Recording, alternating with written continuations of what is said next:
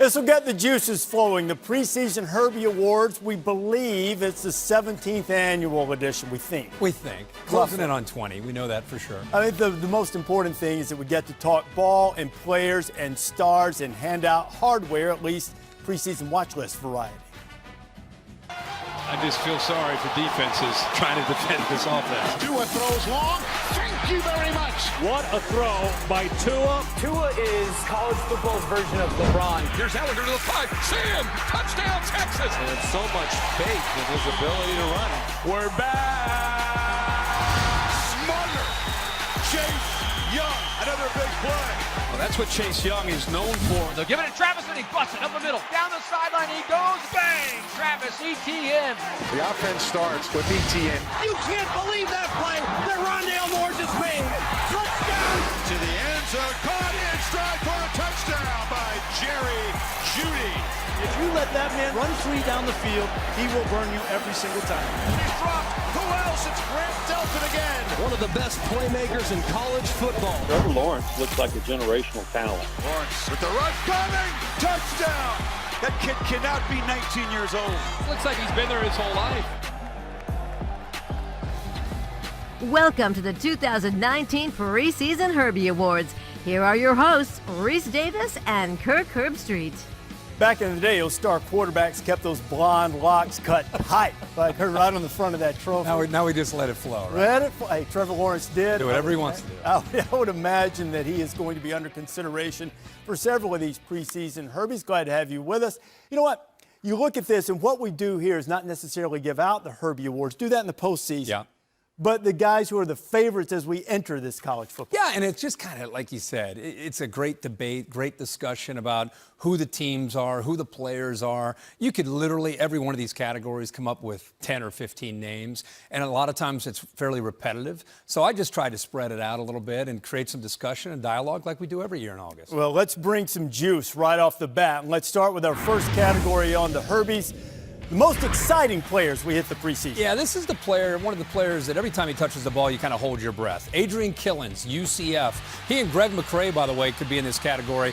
He's a teammate and plays in the backfield. But what I love about Killins is he can also motion out and play as a wide receiver.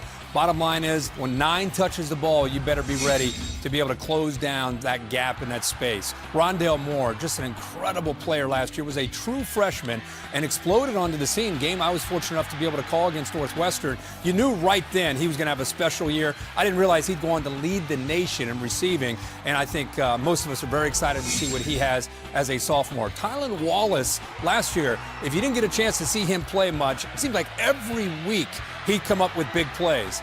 Big play after big play. And I think it has a lot of people excited. They're breaking in a new quarterback, but with the skill they have in the backfield, the receivers that they return, number 2 again this year, who's going to put up big numbers in Stillwater.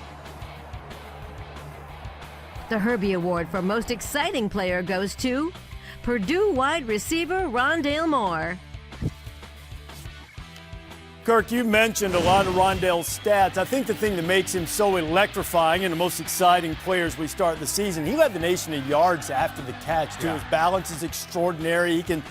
He touches it, and it's just, you lean forward. Well, he has the quickness, and you've seen him under a squat rack. So when you combine the low center of gravity, the power, and the quickness, man, you better corral him quickly, and you better run to the ball carrier. You're not going to be able to bring him down with one man. You know, Rondale Moore is one of those guys that you see how many games his team's going to win, how much attention he gets. How about nominees for the breakout stuff? Well, we just talked about Wallace and Stillwater. How about his teammate in the backfield, Chuba Hubbard? Hubbard last year backed up Justice Hill. Now he becomes the guy. And watching his speed last year, we got a taste of it. He went over 700 yards. This year, you can expect big things from him in that offense, where I think they'll have a very balanced attack. I put Kellen Mond on this list because last year, you and I called that game against Clemson. There were moments when you would look at him as one of the top quarterbacks maybe in the country. He's in his second year this year in Jimbo Fisher's offense. I expect a monster year with the receivers that they have returning. Kellen Mond is going to be a lot of fun to watch with Texas A&M. And I think Dylan Moses has a chance to be one of those Alabama linebackers that we always talk about. You go back as far back as you want to be. This is an angry defense that needs a leader in the middle of that defense. And I think 32 can provide them that, and also the intangibles to be able to make that Alabama defense special. The Herbie Award for breakout star goes to Alabama linebacker Dylan Moses. An extraordinary athlete at linebacker, and as Kirk mentioned, he has taken on the mantle of the leadership. He's probably going to have a freshman playing beside him, so he's not only going to have to make plays like that, he's going to have to run the defense. And listen, I'm just going to be honest. I think it's addition by subtraction. Mack Wilson's a talented player, but a little bit immature. So him leaving, I think, helps elevate Dylan Moses to a different level. How about the ultimate game changer nominee? He's got a unit to start. Yeah, where do you start with the Auburn defense? You just saw him recently. Yep. I mean, you can't just pick Derek Brown or Marlon Davidson or Nick Coe. I just said, you know what? Let's just throw the whole unit in there as being a game changer. Usually you think about individual players, but with Auburn's defensive line, I think the most talented in the country, I think it's the entire group that makes him a game changer. Travis Etienne. Before we get all excited about Trevor Lawrence and Justin Ross and all these wide receivers, because they're all great. They may have 4 first-rounders out at wide receiver. Please don't forget about 9.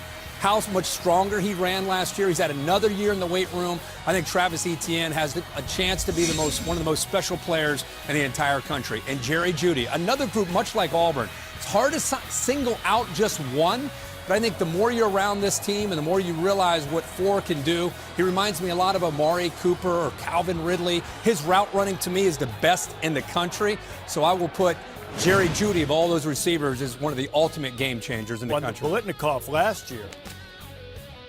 The Herbie Award for Ultimate Game Changer goes to Clemson running back Travis Etienne.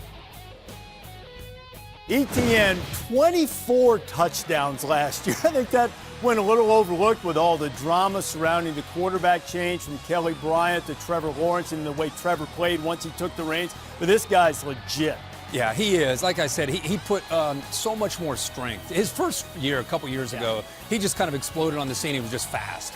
Last year, I thought he did a really good job of being able to kind of read his blocks, more patience, and more power. In fact, in that Syracuse game where they were pushed to the brink, he made a few plays late in that game, running through arm tackles. And then as the year went on, it became really about Trevor Lawrence and all those receivers and Etienne. And you're a defensive coordinator. Where do you start? They spread you all over the field, creating that space, and they give Trevor Lawrence now, second year as a starter, a chance to look at that coverage and say, okay, let's run 9, or you're worried about 9. Now we got one-on-one opportunities. Now we just throw it up to those wide receivers. You know, this is a season in which we'll be looking back at the history of the sport, 150 years of college football, and I think there was a time that if you looked at the Heisman Trophy race, that it would be Travis Etienne, it would be Jonathan Taylor of Wisconsin, it would be the running backs. We have running backs of that ilk in the game.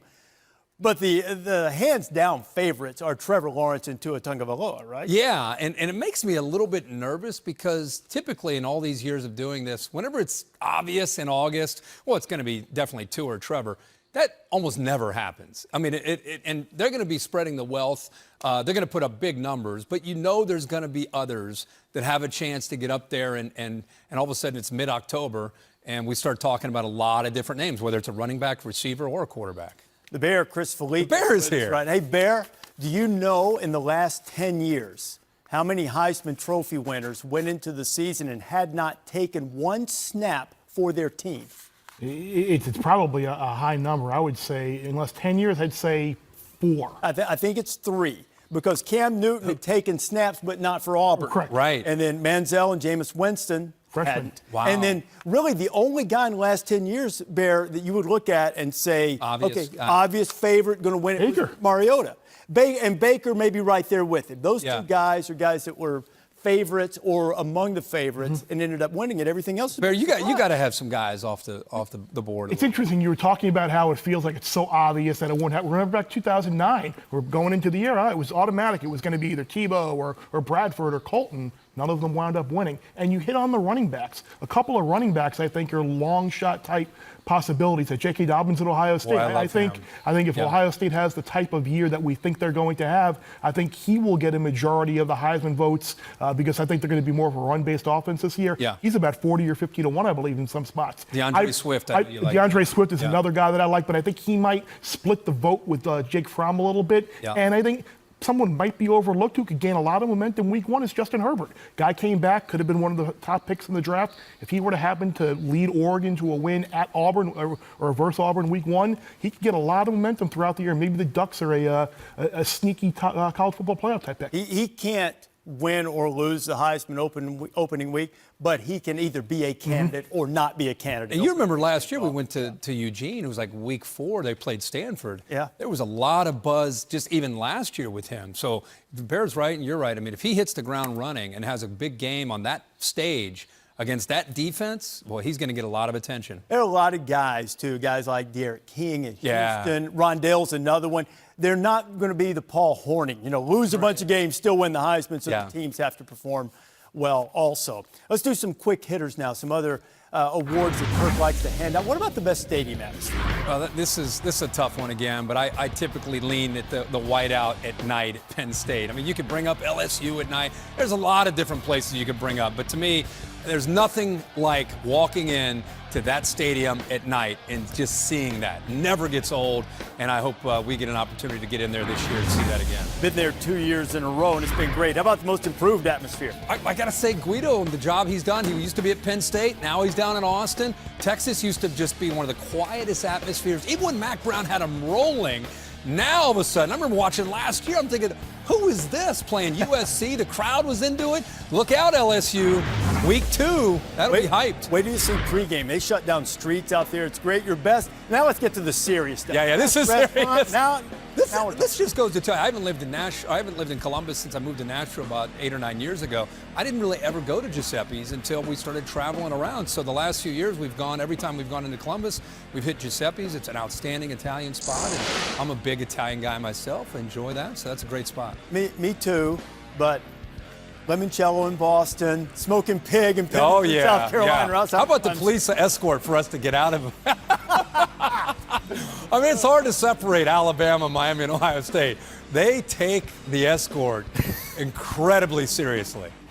They do, and not making the list, and I don't want to embarrass anybody, there was an attempt at a police escort, wants to get us out.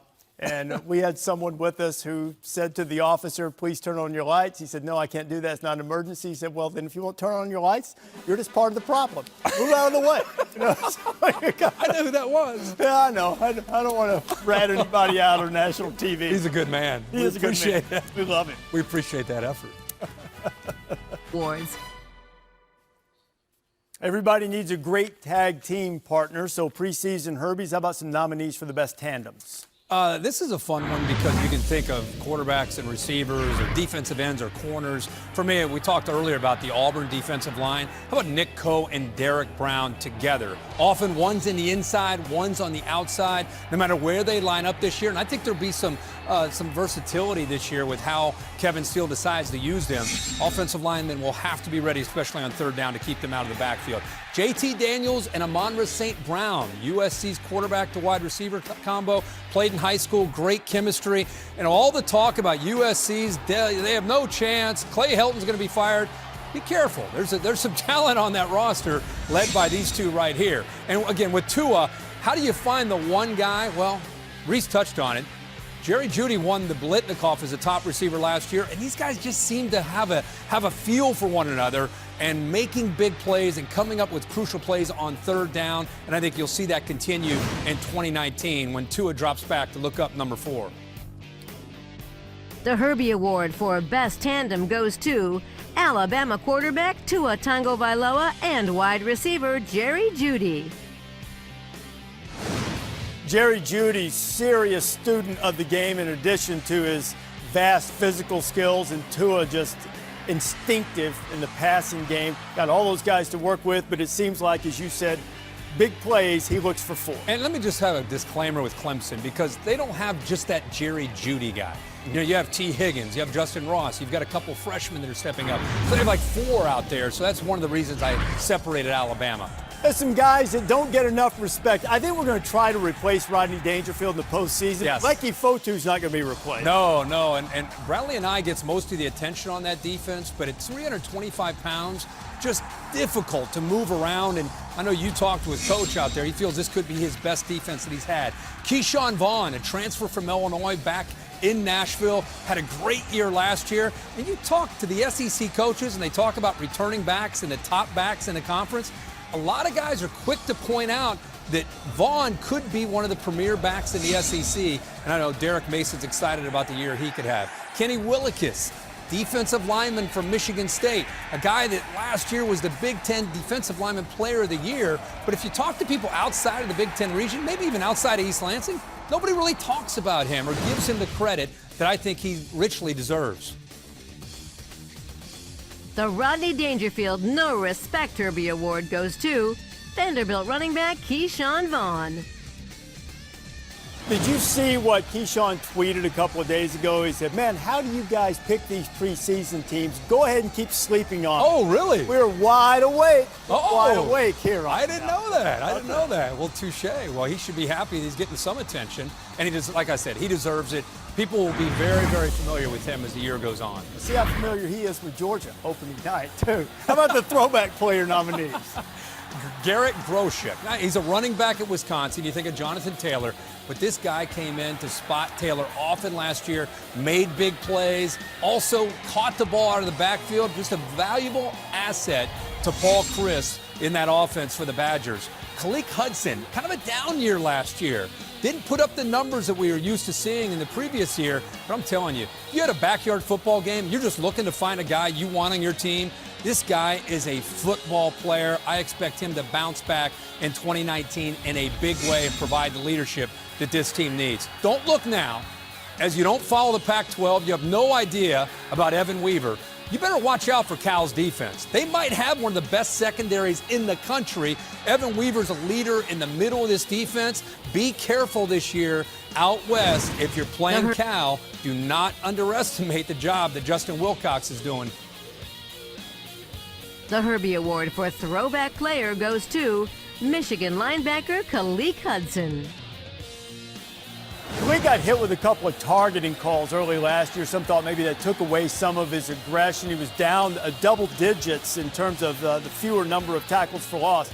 But if they're going to win the Big Ten, they've got to have a big year from Hudson. Yeah, you lose Winovich, you lose Gary, you lose some leaders on that team. That's why I really expect Hudson to step back, and I think he's anxious to show people the type of player that we all know he is. All right, Devin Bush also missing there, so it puts even more pressure on Khaleke Hudson. And a lot of Michigan people are getting really tired of the question, is this the year they finally beat Ohio State? Look, in my judgment, Ohio State's still the most talented team in the Big Ten in terms of just the full roster. Yeah. But how do you stack up? I think it's interesting because I think it's funny, you know, college football, you're trying to fire up 18 to 22-year-old kids, find a reason to get them mad. Ohio State, they're mad. You know, they're mad because nobody's respecting them because Urban Meyer left. Dwayne Haskins is gone in his 50 touchdown passes, so all of a sudden they feel that they're disrespected and they're anxious to go out and show what they can do. I think Ohio State is the team still to beat in the Big Ten. I think they'll play Wisconsin and Indianapolis in the Big Ten championship, and I think Michigan's going to do a great job this year with that new offense. I think it'll fit perfectly with Shea Patterson. I think Ohio State still has a very talented roster. If there's a sleeper to pick, and there's a bunch of them you could choose from. The whole West. I like P.J. Fleck. You're right. The West is wide open. Just take a dart and throw it at the board. I think Minnesota, they've got some experience now at quarterback. Maybe the best backfield in the Big Ten as far as depth. Great receivers led by Ron Johnson. I think that Minnesota could be a surprise team, and P.J. Fleck continue to just kind of build that culture. Guys are buying into what he's selling. They're a dangerous team this year, I think, in the West. I agree. I think there's going to be a lot of fun watching the games in the Big Ten West this year. And that race, I think Iowa's being overlooked a little bit as well, and Nebraska. Everyone's talking Nebraska, Wisconsin. Yeah, everybody's looking at them. Yeah. Wisconsin, you said Ohio State and Michigan are mad for various reasons. They're mad, too. They should be. They're talking Wisconsin. Everyone's mad. Nobody's paying attention. I got them going to the Big Ten championship. How about must-see game of the year, Kurt? Well, again, how do you sit here and pick a game? I am anxious to see how Ryan Day handles this year with the pressure of filling Urban Meyer's shoes, and then if they're both winning and having a great year, with all this hype about Michigan, it's their year. If they're not going to do it this year, when are they going to do it? You imagine if those teams go in there, both trying to chase a Big Ten championship, that would definitely be one of the games of the year. How about the question mark that's not really a question mark? Well, I think Georgia's receivers. I think when you have a guy like Jake Fromm returning, and if you look at this team on paper, you could say, oh my gosh, who's going to catch the ball? But if you haven't been paying attention, they've done a pretty good job of recruiting. I don't think that's a big concern, even though everyone else is looking at it as it possibly could be. They've been flying under the radar for way too long. Which player will earn the Herbie for the best kept secret in the sport? Plus, who's already poised to make the next step to the... New faces, always part of the new college football season. Who's ready to burst onto the scene? Burst onto the scene is kind of that guy that is either a redshirt freshman or a true freshman. You better be ready. Jason Owe, 6'5", 250. You talk to the Penn State players, they all point out how physically dominating this guy has been in practice, and they've got some defensive ends coming back. But look out when teams are ready to throw the ball. I think he has a chance to be special. Derek Stingley, if you're going to rank the #1 true freshman in the country, you can make a really strong argument for Derek Stingley, who's in for the spring, got a spring under his belt, has a chance to walk in and play right away at that corner spot opposite of Fulton. And Jordan Winnington came in as a wide receiver. Talked to some folks down in Texas. They say, you know, we asked him to move into the backfield, and he stepped in right away and has become an impact player for us. There's a chance early in his career, he won't be lined up a receiver, but lined up in that backfield in Austin. The Ready to Burst Onto the Scene Herbie Award goes to Penn State defensive end Jason Owe. Owe took advantage of that new redshirt rule, let you play 4 games or fewer to get a couple of sacks last year, but now big things expected. Yeah, it gave us a taste of what's to come with those sacks, and you could put him in with that defense, Micah Parsons, some others up front that have a lot of talent. I feel Penn State team that's a forgotten team. That defense is going to be outstanding. Best kept secret. It's a player that you just don't quite hear enough about, but you should. Eno Benjamin out in the Pac-12. We've been talking a lot about the Pac-12 on the show. This is Arizona State, who I think is a sleeper in the Pac-12 South. He is a dominant back. You see that little jump skip move that he has. Great quickness, lateral quickness to make him so unique. Tyler Johnson, Minnesota. Watch him have a big year, over 1,000 yards receiving a year ago. Just a guy that might think about Minnesota's scheme. You think about ground control, but he gets some one-on-one opportunities because of the respect teams have for the running game. When he gets isolated, he makes you pay for it. I'm telling you right now, Brian Robinson, number 24. I've been watching him for 2 years in practice. I always find that Alabama guy that's a diamond in the rough. He's been paying his dues. I know Najee Harris is back, but I'm telling you, 24 is on a mission in Tuscaloosa. The Herbie Award for Best Kept Secret goes to Alabama running back Brian Robinson. Robinson has been patient. He's a hometown guy from the Tuscaloosa area. He wasn't the biggest of the recruits that they've signed at running back, but Burton Burns has been high on him for years. Chip on his shoulder. Damian Harris is gone. Josh Jacobs is gone. Najee Harris is the 5-star all-world guy. Then we got this little old guy named Brian Robinson from right here in Tuscaloosa. I'm just telling you, I think he's ready to make a big splash. How about some guys you can welcome back from injury? K'Levin Chason from LSU is going to have a big year. Yeah, he got hurt against Miami, and he was making an impact in that game. I think as a pass rusher, you always think about LSU, and you think a great pass rusher is number 4 this year. If he comes back at 100%, has a chance to be a big difference maker. Terrell Lewis has missed really the last couple years with the injuries that he's had to fight through. Took a medical a year ago. He looks great. Went to the Alabama camp, saw him, and he is lean and mean and ready to have a big year. They say he's unblockable in camp in Tuscaloosa. And then Antoine Winfield Jr.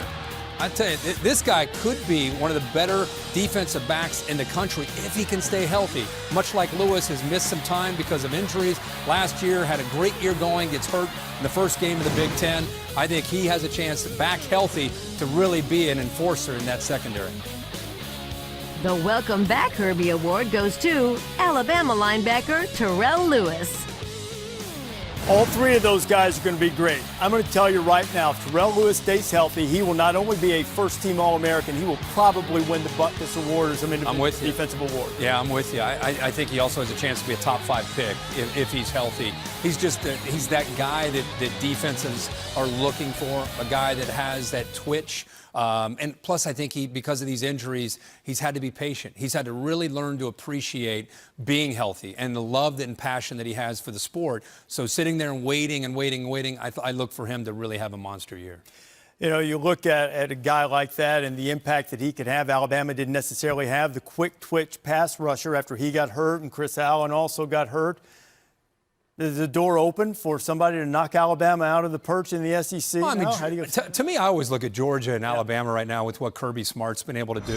The real question is, can somebody try to push to challenge those two teams? I just see Alabama still, even though the West is deep, I think Alabama's still the team to beat. I think the team's angry after the way they played in that national championship.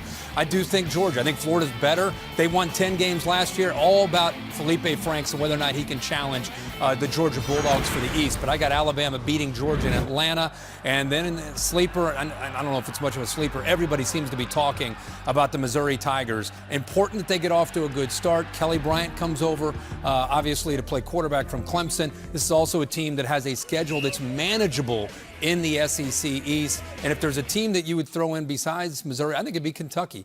Kentucky wins 10 games last year, and everything you hear about is that they're going to struggle again this year. So I think they're another team. Talking about angry players, this would be another angry team with an angry coach.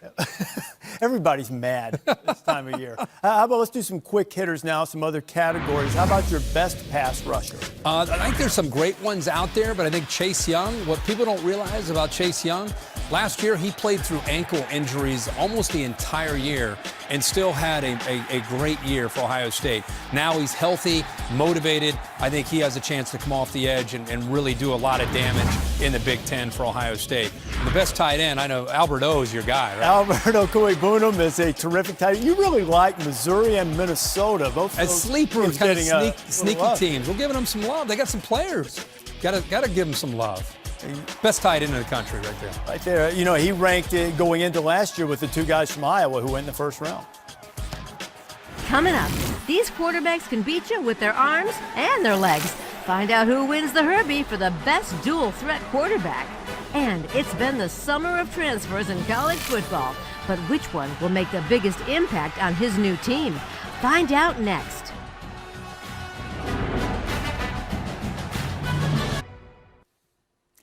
Every season, there are great stars that must be replaced, and certainly they leave giant shoes that must be filled because you got to keep trying to win. The biggest set of shoes that has to be filled. Well, there are some big shoes for these guys to be able to try to replace. Justin Fields transfers from Georgia, steps in at Ohio State. All he has to do is fill the shoes of Dwayne Haskins. 50 touchdown passes, seemed to break every single record at Ohio State. We'll see how Justin Fields does this year for the Ohio State offense. Next one is the quarterback Jalen Hurts. Leaves Alabama. Think about filling the shoes, not just to Kyler Murray, but Baker Mayfield. The last two quarterbacks to play in Norman, back-to-back Heisman trophies. So Jalen Hurts, who's a talented player, welcomes that pressure. We'll be watching him very, very closely, beginning with their opener against Houston. And Xavier Thomas, really it's the entire Clemson defensive line. You could talk about Wilkins, Farrell, Austin Bryant, Dexter Lawrence. Of course, he plays on the end, and he was the #1 ranked defensive end coming out of high school a couple years ago. But number 3 is going to have to step up and really make some plays because they lost a lot of production with those graduates. The Herbie Award for biggest shoes to fill goes to Ohio State quarterback Justin Fields.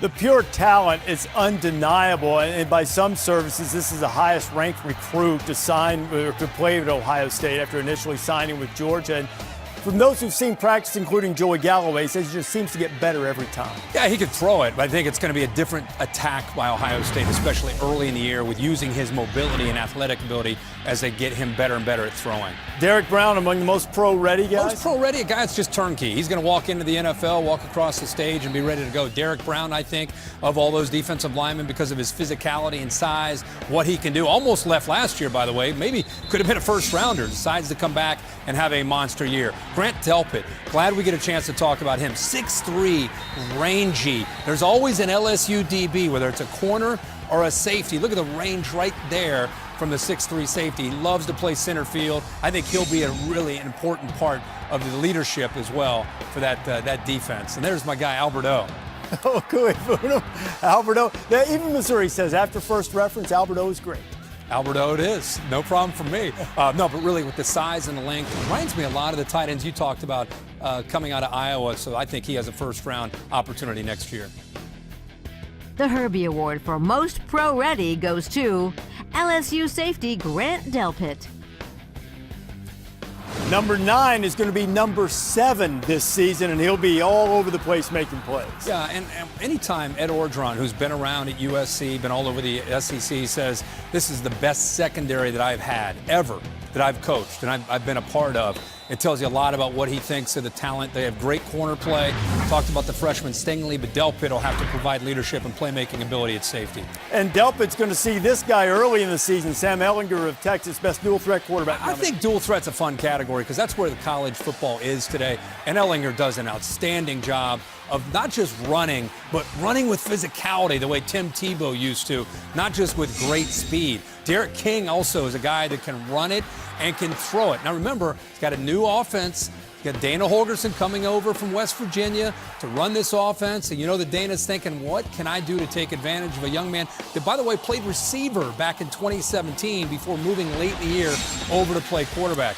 And boy, Adrian Martinez, much like Rondale Moore in the Big Ten last year, as a true freshman, walked in with Scott Frost in that offense. And I know they won 4 games last year, but they were awfully close, and I thought he gained valuable experience. Again, another guy that can run it, can throw it. Second year in his system. Martinez, to me, this year is going to be very special. The Herbie Award for Best Dual Threat Quarterback goes to Houston quarterback Derek King. This dude already set the American Conference record, accounting for 50 touchdowns. Now he's got Dana Holgorsen to dial up some ball plays for him. And think about Dana. I mean, when I think of Dana's offense, I think of more about spreading you out and throwing it and finding mismatches to take advantage of, which King can do.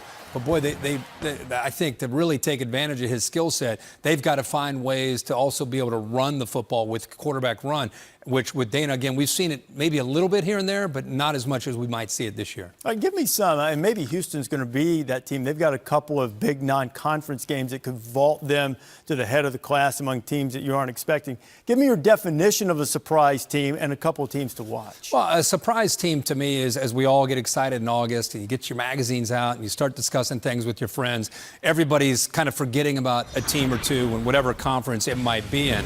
For me in the Pac-12, and I've touched on them a little bit earlier in the show, it's not just Benjamin. I think the receivers that they have coming back, even though they lose their best receiver to the NFL and the Patriots, they have a lot back. And I think you look at the Pac-12 South, you tell me who's the obvious team. I know Utah's getting a lot of attention. USC has talent, but I think Herm Edwards has a team that can compete in the South. And I think the Baylor Bears, I think Iowa State and I think Baylor would qualify as teams to look out for besides Texas, besides Oklahoma, as surprise teams. And I think they've got, again, Matt Rule doing a really good job there, building that team to believe that they're finally out of that kind of that dark era that they were in. And now I think they're starting to look at a bright future. Bears with us. Bear, how about the responsible opposing view? Because if teams rise, somebody else has to fall back. Uh-oh. Who else better to come to than with the negative reaction? Yes. I'll join you. I'll help you. I'm there for you. I think Florida's a team that their season win total is 9. I think that's optimistic. I think you assume they're going to lose it to Georgia. They're going to lose in Baton Rouge. Are they going to run the table and win the other 10 games? I don't know. It's a team that struggled with Missouri, South Carolina, Vandy, Kentucky in the past couple of years. They still have Auburn coming to the Swamp. So I think Florida under 9 might be a way to look. We talked about Cal earlier in the show. They won 7 games last year. They pulled a couple of upsets, winning 3 games by a field goal or fewer. I don't think that's going to happen again. They could go 0 for the road, putting 6-6 as the best case scenario for them. And we'll go to the MAC with Northern Illinois, a team that won the MAC last year. Their season win total is 7, but you lose a couple of their better defensive players in Sutton Smith and Corcoran. Their offense really wasn't very good. They have 3 really losable games in the non-conference. So if they get to 8 wins, so be it. I'll take my chances. So those are 3 teams I think that might take a little bit of a step back win total-wise. If Cal's got to score some, I think about half their games last year, they scored 17 points or fewer. It emphasizes how good their defense was. Right. Puts a lot of pressure on you to maintain that type of winning level and to take the next step forward. Let's do some more quick hitters now. Hand out a few more preseason Herbies. How about an impact transfer, Kirk? Impact transfer to me, Brandon Wimbush, Notre Dame quarterback. They've obviously had some injuries and some concerns. A quarterback down there really opens up the door for Wimbush to be able to become the guy in that offense over the last few years. It's been outstanding. Josh Heupel showed that they can still put up points even though Scott Frost left to go to Lincoln, and Brandon Wimbush gets his opportunity.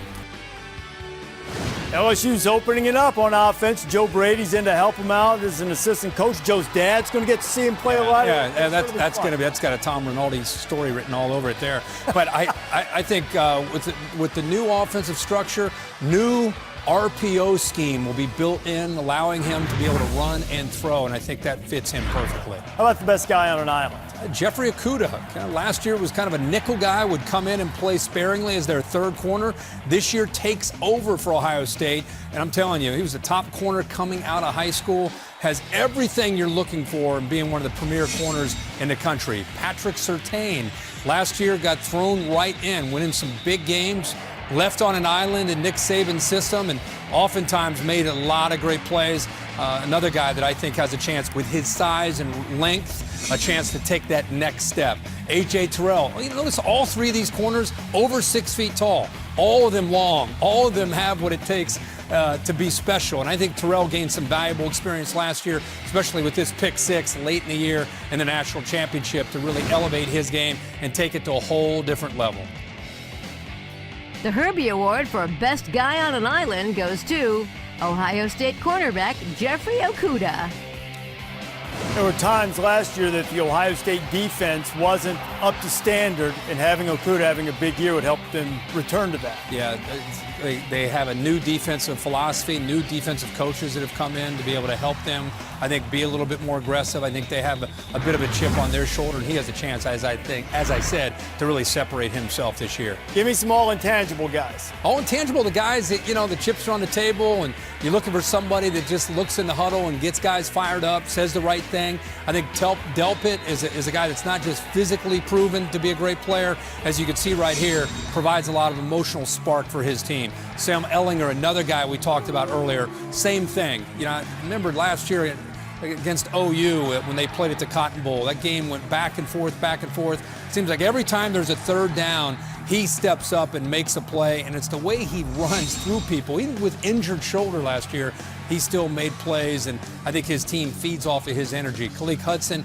talked about his numbers last year, not quite the same. He's had an entire offseason to look at that film, get fired up, and I think his team this year, more than ever before, will have a chance to feed off of him, which will be a new role for him this year for Michigan and their defense. The All-Intangible Herbie Award goes to Texas quarterback Sam Ehlinger. He is the undisputed leader. He also accounted for 41 of their 52 offensive touchdowns, a higher percentage than Kyler Murray or Dwayne Haskins. Incredible. And I think he doesn't get the credit he deserves for his ability to throw the football. He's got Colin Johnson back, who we saw right there. But the thing that I think really makes him unique is how he can run the football and run it. I'm not trying to put that label of Tim Tebow on him, but his running style and the way he runs, and despite an injury, those guys, those offensive linemen and backs see that intensity that he plays with, and it permeates. It affects the rest of the team because of the way he plays. And I'm anxious to see how they use that Georgia win in the Sugar Bowl last year, how they use that for kind of momentum and excitement coming into this year. Well, after they paddled Georgia's fanny, Sam declared Texas is back. Are they going to win the Big 12? Boy, they're obviously right there. Texas and Oklahoma would be the two teams I think anybody would try to figure out. I'm going to end up pulling the trigger. It's hard for me, as much as I respect Lincoln Riley, what he's done, it's hard to go against Sam Ehlinger. So I'm, as much as anything, I'm going with him and the intangibles and the leadership that he provides. And by the way, you were down on the campus. Tom Herman's been recruiting outstanding players. They're getting closer and closer. I think this could be their year.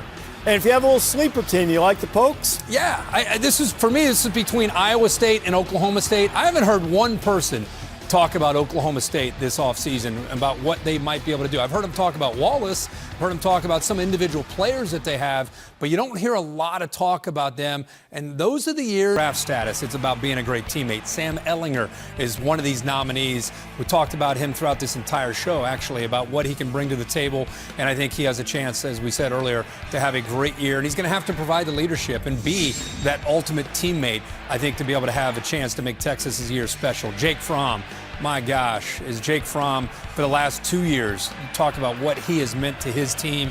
And I think now with some of those older players leaving, he and Swift will be the go-to guys, but I think he's going to have to provide the leadership and the intangibles to give that team a chance. And then there's Jonathan Taylor. You know, you think about Jonathan Taylor, it's easy to get caught up in how great he is as a player. Had a chance to sit down with him last year at the Doak Walker Award, walked out of there just more impressed with him as a person than I was, if you can believe it, as him as a player.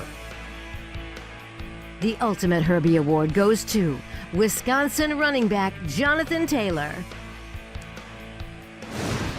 I echo your sentiments. This is a great young man and a terrific player. Yeah, I think he took his game to another level, ended up being the top back last year, the Doak Walker Award winner. And he's not like, yeah, I got to come back, I got to be careful, watch the knees. No, he's coming back to win the Big Ten. Like, he is the epitome of being a great teammate. Jonathan Taylor, the ultimate Herbie winner. What's up, Herbie? Jonathan Taylor here. It's been a privilege and honor to be the recipient of the ultimate Herbie for the 2019 season. Hopefully I can go to work this season and prove you right. Thanks again.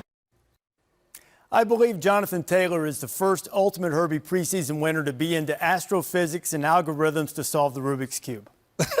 I'm pretty sure that's true, actually. That sums him up right there. Not to mention the fact through 2 years, nobody's ever had more yards rushing. I know he's had a couple extra games. Yeah, but I'm just so impressed with when you know they're going to run the ball, they still run the football with him. He's still able to find those creases. I think he's just a great back. And as I said, for this award, it's more than just being a great back. It's really about being a great teammate and a kind of an unselfish approach. A couple more Power 5 conferences to pick. Yeah, got to get to the ACC. We obviously Clemson on one side. I'm going to go with Miami on the other. I think Clemson and Miami could end up meeting in Charlotte into the year, and I think Clemson ends up winning the ACC championship. How about the Pac-12? Pac-12 is a little tougher for me.